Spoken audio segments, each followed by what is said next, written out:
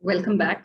Now, most of you might be watching this video on your mobile. Now, I'm sure that majority of you would have dumped your old mobile for this new one. And why did you dump your old mobile? Just because it's outdated.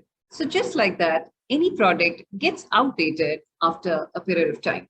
So what you're going to see next are the various stages through which every product passes.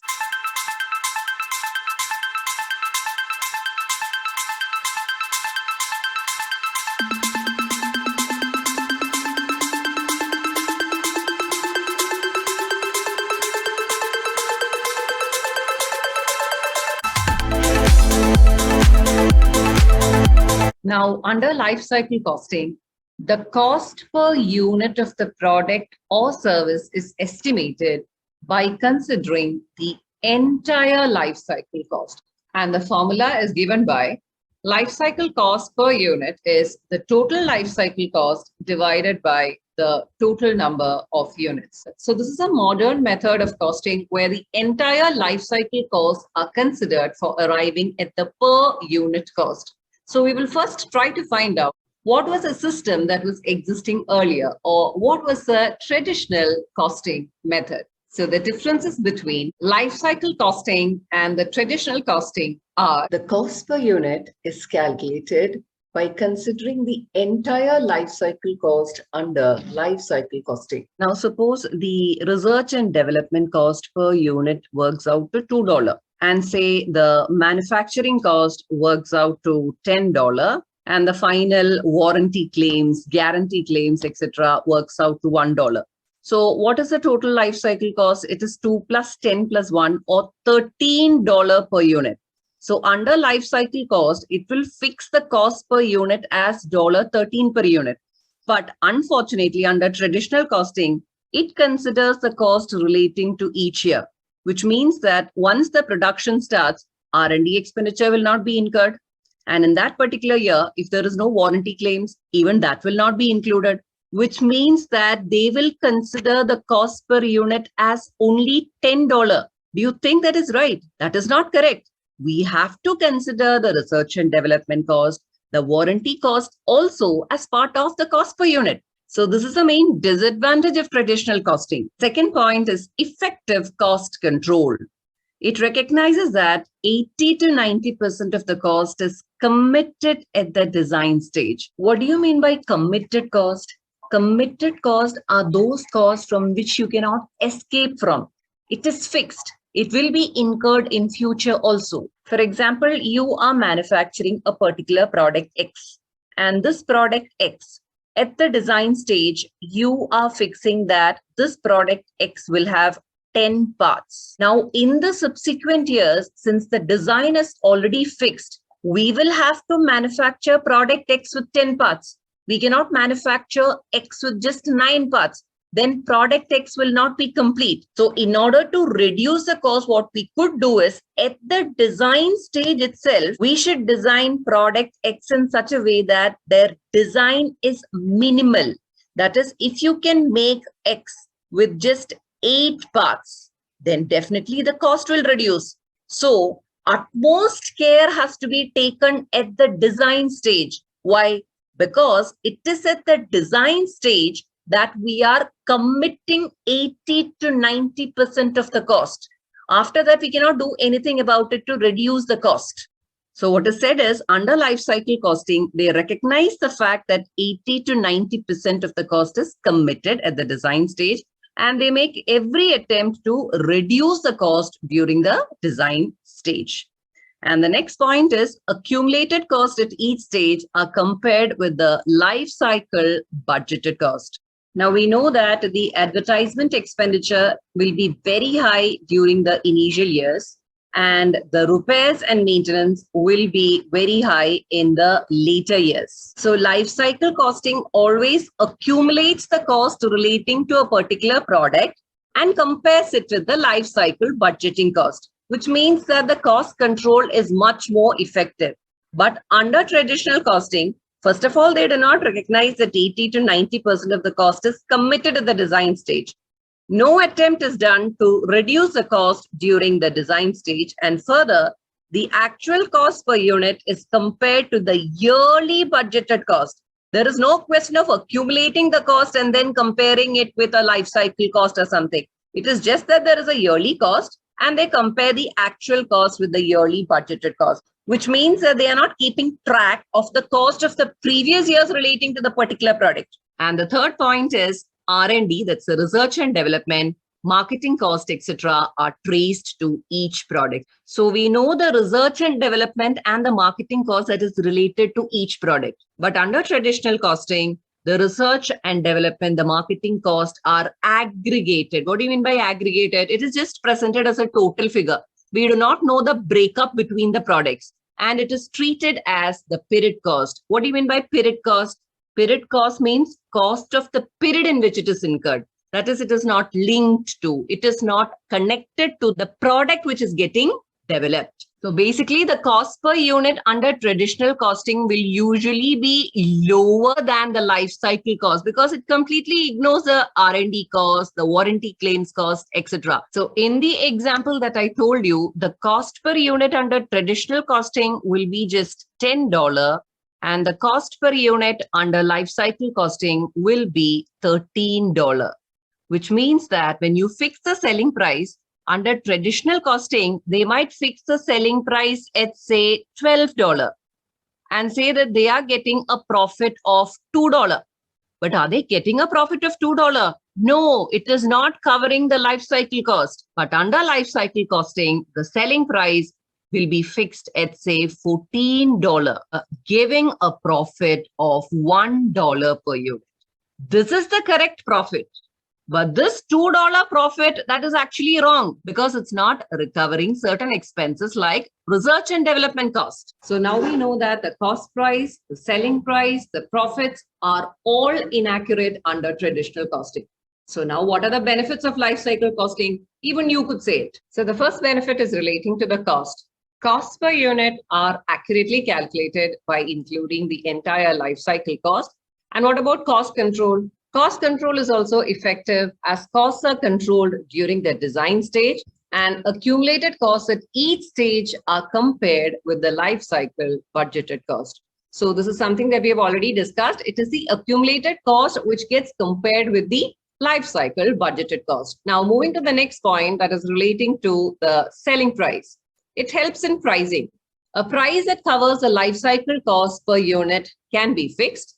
And prices could also be reduced when competition sets in. Now, if the life cycle cost is, say, $13, and we have fixed a selling price of, say, $20, when competition sets in, we can very easily reduce the selling price to, say, $14, because even then we will have a profit over and above the life cycle cost. Now, the third point is relating to the profits. Helps in ascertaining correct profits of the product because the cost per unit has been ascertained by considering the life cycle cost.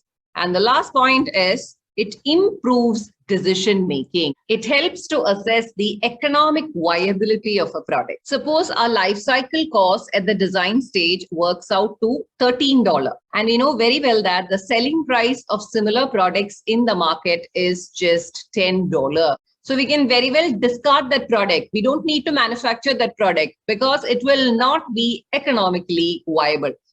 Next, we will see how we can maximize our returns during the life cycle of the product. So maximizing returns over the life cycle.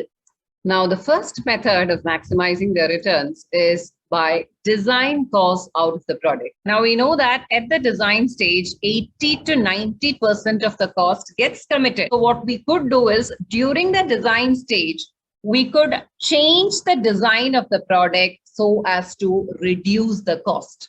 And how do we change the design? We can change the design by adopting value engineering. What do you mean by value engineering? Each part or component of the product is evaluated and checked whether it adds value to the product.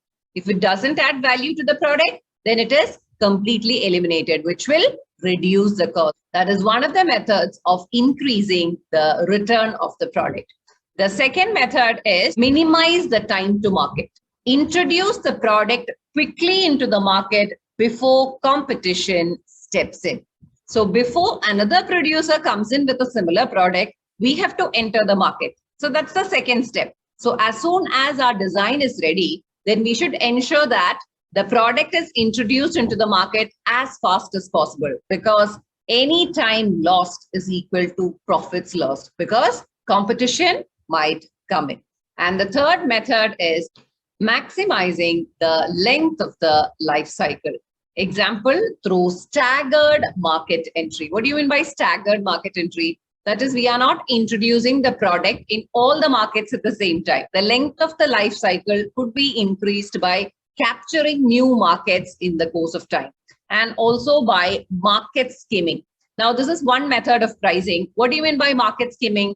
Market skimming means when you introduce a product into the market, you charge a very high price. So it is only the creamy layer of the society who can afford to buy the product. Once that section of the population is saturated, then we will reduce the price so that the next rung of the society, that is the middle class people, can also afford to buy the product. In that way, we can maximize the length of the life cycle. And the fourth method is minimizing the break-even point by adopting pricing strategies like market skimming or penetration pricing. So these are two pricing methodologies. Market skimming, I just explained, that is charging a high price when we initially introduce and then lowering the price. Now in penetration pricing, we charge a low selling price when we introduce the product into the market. So what will happen? The customers will be attracted to our product based on the low prices. Now, whether a company adopts the market skimming approach or the penetration pricing strategy depends on the nature of each product. Now, we will see the various stages of the product life cycle. What you're seeing on screen are the 5 stages in a product life cycle. So you have the sales and the profits on the y-axis and the time on the x-axis. So the blue curve is the sales curve and the yellow curve is the profit curve.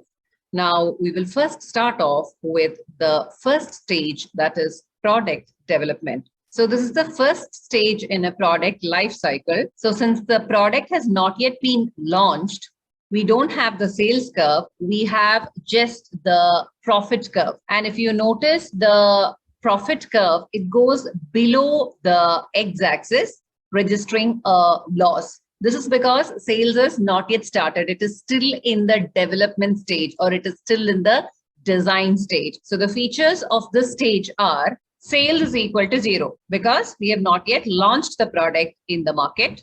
And as far as the costs are concerned, we have got heavy research and development cost, the product design cost, the production facilities. That is, we have to make investment on the machinery, etc., required for manufacturing the product. Since the sales is 0 and we have costs in this particular stage, obviously it will be losses that are recorded in the first stage. And it is at this stage, that is at the design stage, where value engineering or value analysis is adopted to reduce cost. And what was value engineering? It is nothing but evaluating whether all the parts and components of the product add value to the product. If it doesn't add value, then it is immediately eliminated so as to reduce the cost. Now, moving to stage 2, that is introduction. Now we are going to introduce or launch the product in the market, and hence you can see the sales curve. The sales curve is gently sloping upwards, and as far as the profit curve is concerned, it also moves upwards. That is, losses are getting reduced, though it is not getting converted to profit.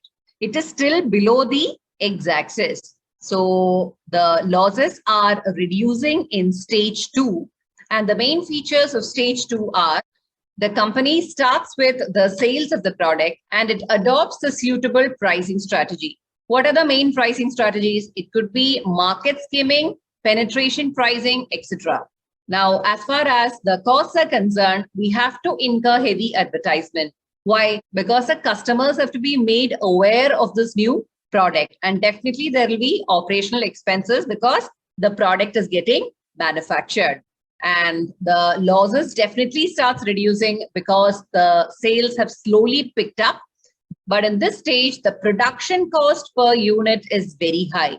Why is the production cost per unit very high? Because of low volumes. The sales is not that high, which means that the production cost gets distributed between a smaller number of units, which means that the per unit cost will be very high. And this is supposed to be the riskiest stage. Why is it called the riskiest stage? This is the stage we come to understand whether the product will be accepted by the consumer. Now, moving to stage 3, that's the growth phase. Now, if you see the sales curve is very steep.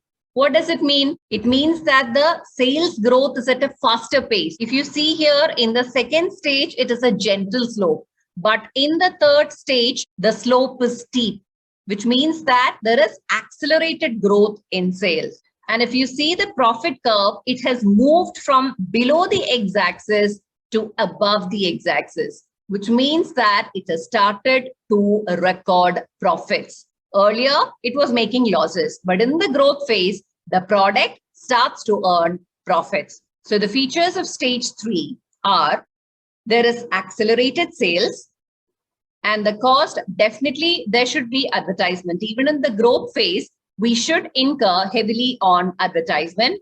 And definitely the operational expenses will continue as long as the manufacturing process is going on. And the losses turn to profits. And because of the higher volumes, the fixed cost per unit falls because a fixed cost gets distributed between a larger number of units. So the per unit comes down. And the variable cost per unit also falls because of the economies of scale. What do you mean by economies of scale? Economies of scale are the benefits that you get for producing on a larger scale. Example, the purchase discounts that you get from your supplier. Now, moving to stage 4, that's the maturity phase. If you see the sales curve, it goes up and then comes down. What does it mean? It means that the sales first increases and then reduces. That is, it first increases, reaches its peak, and then reduces. And as far as the profit, that is the yellow line, is concerned, the profit also starts increasing, reaches its peak, and then reduces. So this is the maturity phase. In this phase, the company has to face competition, and that is the reason why the sales starts falling, and consequently, the profits also drops. So the features of stage 4 are sales increases and later reduces due to competition. As far as the costs are concerned, advertisement expenditure should be incurred to withstand the competition, and definitely operational expenses continue. And as far as the profits are concerned, profits first increases. If you see here, it first increases, peaks, that is, it is at the highest position, and then it starts reducing. And as far as the variable cost per unit is concerned, it also reduces due to the economies of scale and the learning effect. What do you mean by the learning effect? Learning effect means as and when the laborers do repetitive work, the time taken to complete the work reduces, which means that the labor cost will go down. Now, moving to stage 5 or the decline phase, if you see the sales curve, it drops sharply because of intense competition. And as far as the profit line is concerned, even that too drops sharply because of the fall in sales. So due to the drop in sales, what should we do? We should either modify the product by adding extra features, or we should drop this product altogether and introduce a new product. Only then can our sales pick up. So the features of stage 5 are sales reduces, cost, we don't incur any advertisement because even if we advertise, the sales is not going to pick up. And definitely the operational expenses continues, and the company also incurs decommissioning costs, that is a closure cost. We may be forced to stop the business of the product because of the falling sales and falling profits. So as far as profits is concerned, profits also falls and the economies of scale are lost. Why do you say that economies of scale is lost? Economies of scale is the advantage or the benefit that you get for large scale production. And since the sales drops, we are going to lose the economies of scale. That is, we may not get the purchase discount from the suppliers and so on. And additional R&D expenditure may be incurred to either refine the product, or for a replacement product. So it is time for us to either modify the product by adding extra features, or it is time to get a replacement product. So those were the 5 stages in the product life cycle. Now we will do a problem to calculate the life cycle cost per unit. Question number 1, details of new product X. The lifetime total cost and the per unit cost are given. The design cost is $10,000. The direct manufacturing cost, please note that it is per unit $15. Depreciation is $6,000. Decommissioning cost is $1,000. The machine hours per unit is 4 hours. And the total production and sales unit is 10,000 units. Company overhead details, and the overheads is absorbed on a machine hour basis. The budgeted fixed production overheads is $90,000 per annum, and the budgeted machine hours is 120,000 hours. Calculate life cycle cost per unit. So under life cycle costing, we have to take all the cost associated with that particular product. So first we will calculate what is the overhead cost per unit. So first we will calculate the overhead absorption rate per hour, which is given by budgeted overheads divided by budgeted hours. Now budgeted overheads is 90,000 and the budgeted hours is 120,000 hours. So OAR per hour is 90,000 divided by 120,000 or $0.75 per hour. And how many hours is this product taking? It is taking 4 hours per unit. So what is the OAR per unit?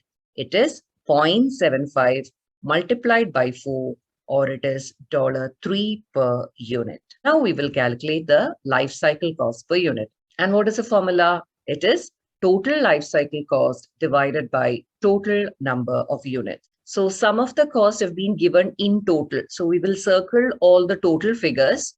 So the design cost $10,000 plus depreciation $6,000 plus decommissioning cost amounting to $17,000.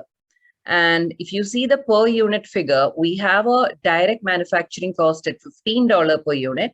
And we have the overhead absorption rate at $3 per unit. So in total, the per unit cost comes to 15 plus 3 or $18 per unit.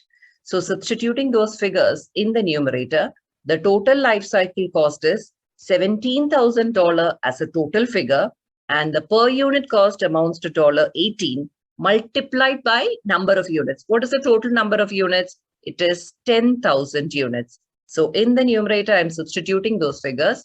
$17,000, that's coming from here, and $18, that's the per unit cost coming from here, and 10,000 units, it's the total number of units that are getting manufactured and sold over the life cycle of the product, divided by, again, total number of units. That's, again, 10,000 units. So solving this, we get the life cycle cost per unit as $19.7 per unit. So that's it for today's session. See you in the next video.